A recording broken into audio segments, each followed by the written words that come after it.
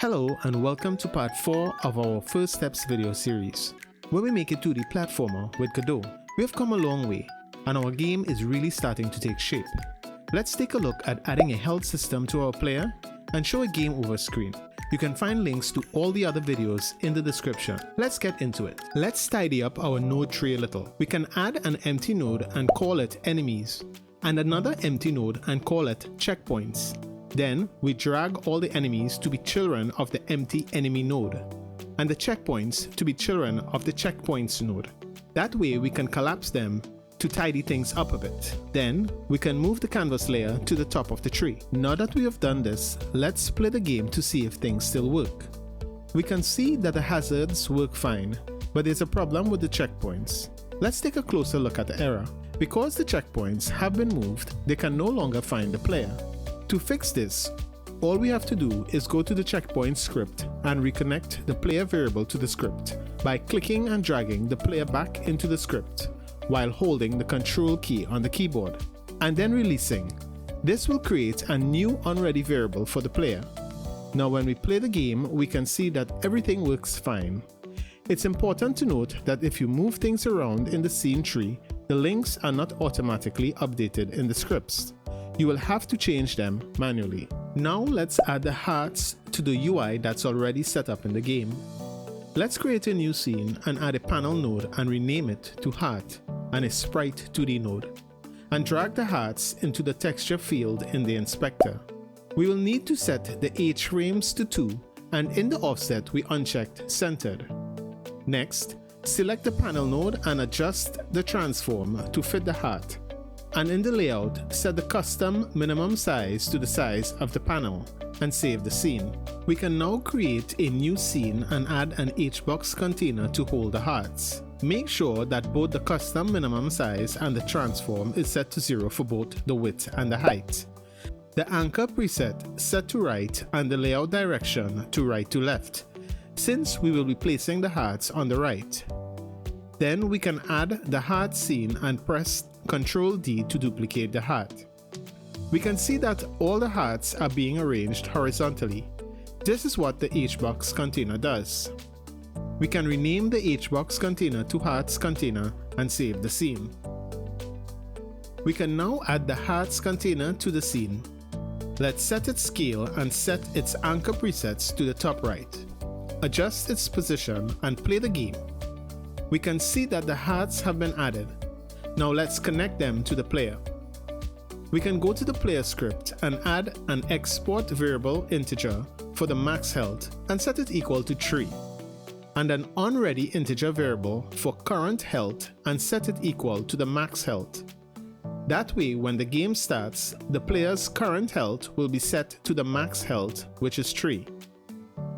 Now at the point in the script where the player takes damage and the position is reset, we can -1 from the player health when the player comes into contact with a hazard.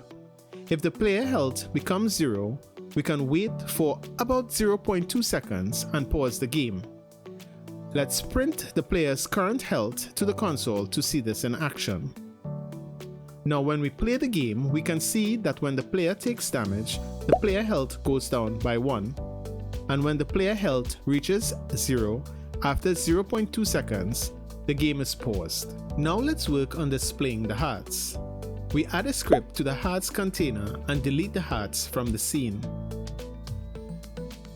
In the script, we add a function setMaxHearts that takes a max int. We will need to create instances of the hearts at runtime, so we create an unready variable called heartsUI and store a preloaded reference to the hearts.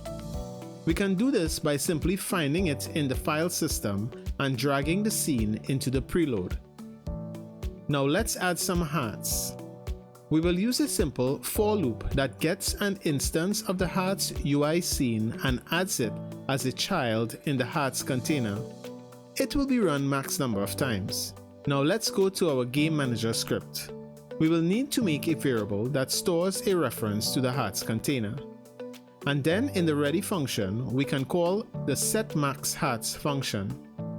Let's test this by setting the max hearts to 6. Okay, now let's try 1. and finally 3 hearts. We can see that this works wonderfully. Now let's set the max hearts from the player's max health. We get a reference to the player and replace the integer with the player's max health. Let's change the max health of the player to 5 to make sure it's working.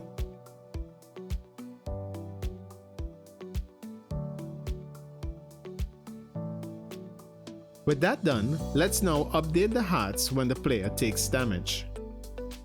Add a script to the root node of the heart scene and get a reference to the sprite 2D. Then, make a function called updateHearts that takes a boolean value full. And if full is true, we set the frame to 0, and if full is false, we set it to 1. We can get the frame number from the animation frame number of the hearts sprite sheet. We go to the hearts container script and make a new function called showCurrentHearts, which will take an integer called currentHealth, and set the variable hearts equal to the children of the hearts container. Then, we set the currentHealth hearts to full and the others to empty, using 2 for loops. Let's test to see if this is working correctly. We can go back to the Game Manager script and update the hearts in the ready function. I will set the current hearts to 3 and play the game to test it out, and then to 2. We can see that this is working fine. Now let's update the hearts when the player gets hit by a hazard. We will use a signal to do this. We have used signals before in this series using the Node tab, but this time we'll set it up manually. Go to the player script and create a new signal called Change Health. Then go to where the player takes damage and emit the signal, and include the current health. To connect the signal to the heart container, we go to the Game Manager script and connect the Change Health signal to the showCurrentHearts function in the ready function. And to show the correct number of hearts at the start of the game, we change the showCurrentHearts integer value to the player's current health. And now, when we play the game, we can see that the hearts are displayed correctly. And it is updated as the player takes damage. And when the player health reaches 0, the game is paused. Great! Now with that working, let's set up a simple game over menu with a restart button. To do this is really easy. Let's add a new panel as a child of the canvas layer and rename it to Game Over Screen, and set its preset to Stretch. Then, add a new label node as a child of the Game Over screen and rename it to Game Over Text. With the label selected, go to the inspector and type Game Over in the text box and set its anchor presets to center. And in the theme overrides, we can set the font size to 60. Next, we add a button node and call it Restart Button. In the text box, type Restart, and in the theme overrides, change the font size to 40. Change the anchor presets to center and adjust the position to under the Game Over text. Then, we add a new script to the button and call it Restart, and connect an unpressed signal to it. In the unpressed signal, use the line getTree.reloadCurrentScene.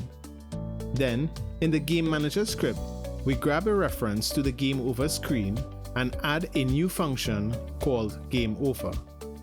In this function, we will show the Game Over screen by calling the GameOver.show function. And in the ready function, we can call the GameOver.hide function. I've not been mentioning this, but it goes without saying that you should be saving your work regularly.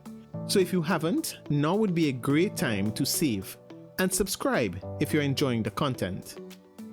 In the player script, because we have a reference to the Game Manager script, we can call the Game Over function.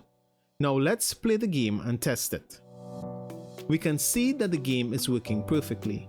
When the player takes damage, the hearts are updated, and the Game Over screen is shown when the player's current health reaches 0. Now the game can be restarted by using the mouse to click the button, but I would like to use the R key on the keyboard as well to restart the game to keep things in line with the game's current UI controls. To do this, we'll need to set up a new input event called restart. We go to the project settings, input map, and add a new action called restart, and assign it to the R key by clicking the plus button on the right of the input and pressing the R key on the keyboard, and clicking OK. Then, with the restart button selected, in the inspector, we go to the shortcut and set up a new shortcut, and in the events, click Add Element. In the drop-down, we select New Input Event Action and click on it, and add the restart input action we just created. It is very important that you spell it exactly as it is in the input actions. Now, when we play the game and the game is over, we are able to restart the game by pressing the R key on the keyboard. And that's it for another video. Look out for the final part of the series. We'll be adding the finishing touches to the game. Thanks for watching. If you liked the video, give it a like, and subscribe if you'd like to hang out again right here on Dragu Games.